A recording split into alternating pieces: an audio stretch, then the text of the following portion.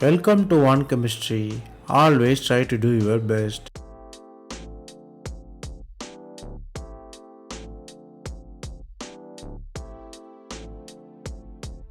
Now, let us see about 100 concepts in organic chemistry. We are seeing it as episode. This is the episode number 70. If you didn't watch previous episodes, I encourage you to go and see. Here, we solve 5 problems step by step. Stay tuned.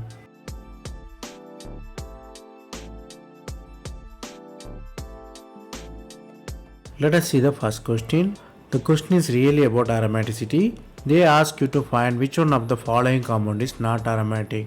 The first one is tropylium cation, which is 7-member cation ring. And the B is similar system but it is anion. C is the 8-member system with dianion.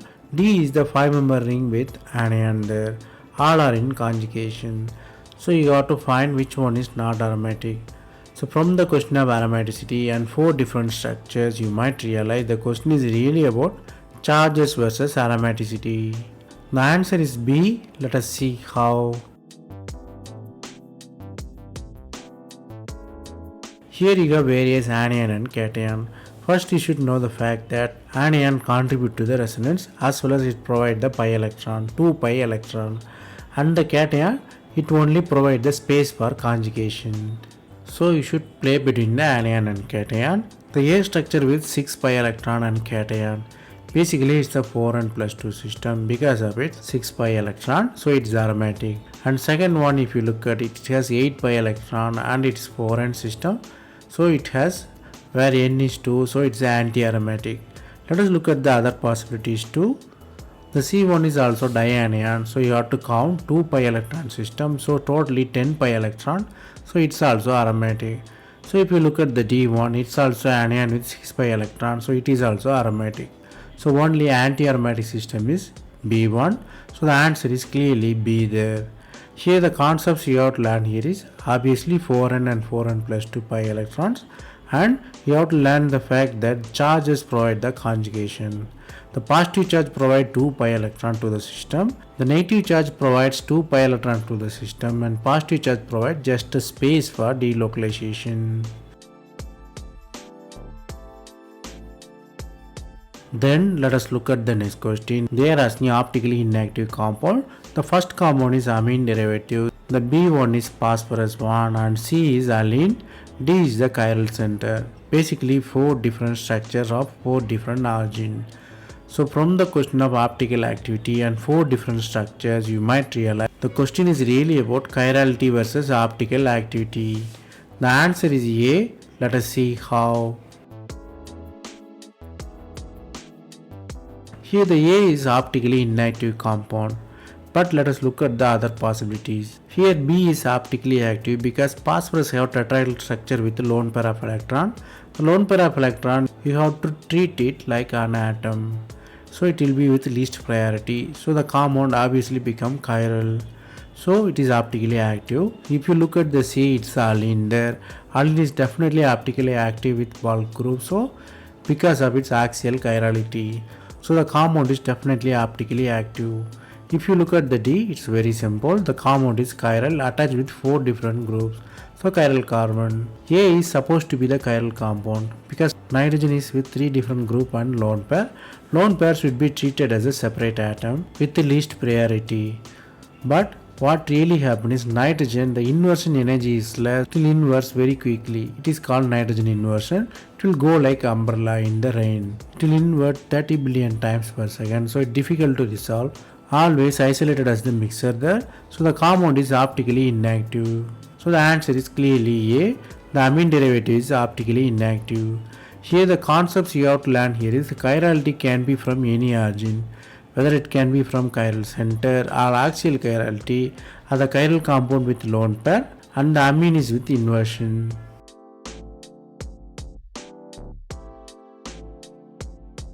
Then let us look at the next question. They are asking the starting material. The product is a kind of fused system with diketone and one side aromaticity, another side alkene. Here 4 different reaction sets are given. All are diene and dienophile. The first one, diene is there, which is butadiene, and dienophile is the fused ring. In the B1, the diene is there. The dienophile is kind of alkene system, and C is the fused system reacting with alkene, and D is the aromatic unhydride kind of system. D is aromatic dienophile with diene. Basically, we are playing between diene and dienophile.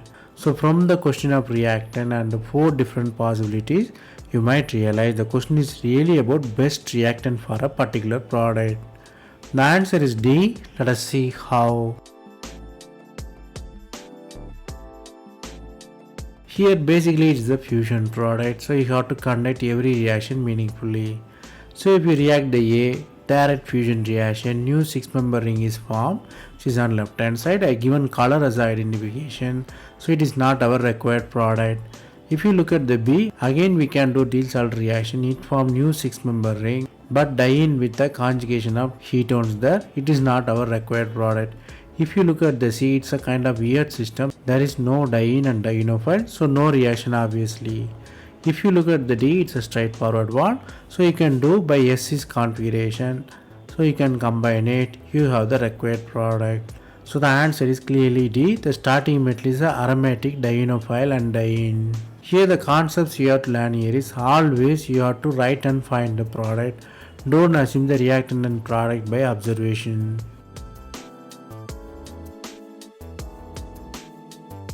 Then let us look at the next question. They given the 4 different structure. The first one is linear chain with alkene and aldehyde.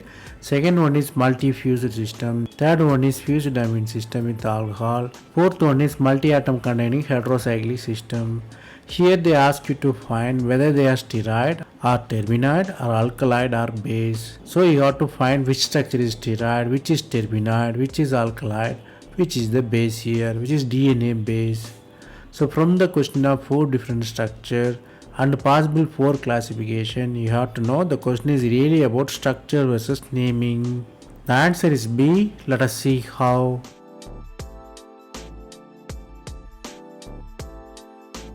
Here the first one is terpenoid because it's contain isoprene unit. Isoprene unit normally is a kind of butane system with second position methyl attached. Here you have head and tail. Whenever you have this kind of system, it's terpenoid. Second one is steroid. Steroid is an easy system to find out because it is a multi-ring fused system, usually non-aromatic rings. So it's a steroid system. If you look at the third one, it's alkaloid. It's a nitrogen atom containing multi-cyclic system. And the fourth one is a DNA base. It's a thymine. No special classification for it. You have to just memorize them. So the answer is clearly B. First one is terpenoid, second one is steroid, third one is alkaloid, fourth one is DNA base. Here the concepts you have to learn here is terpenoid mean isoprene unit, steroid mean multi-ring fused system, alkaloid mean nitrogen containing multi-cyclic system.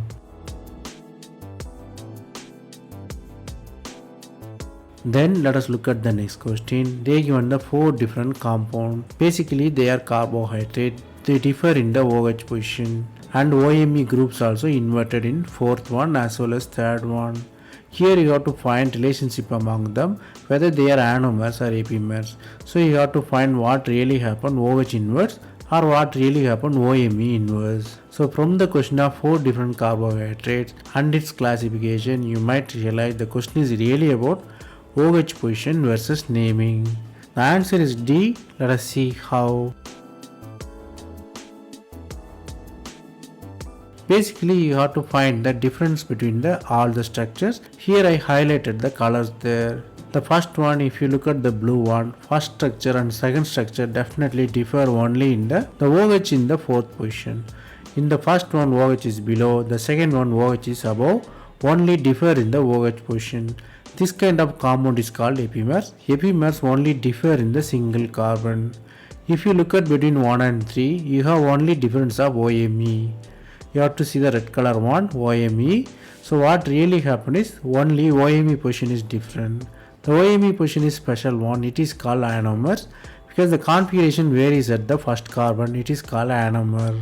So the answer is definitely D. 1 and 3 are ionomer, 1 and 2 are epimers. Here the concepts you have to learn here is epimer means configuration vary at one carbon, ionomer means configuration vary at first carbon.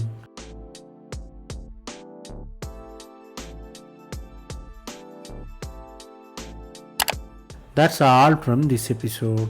I hope it was easy. Thanks for watching. If you have any suggestion, comment below. Stay tuned for next episode.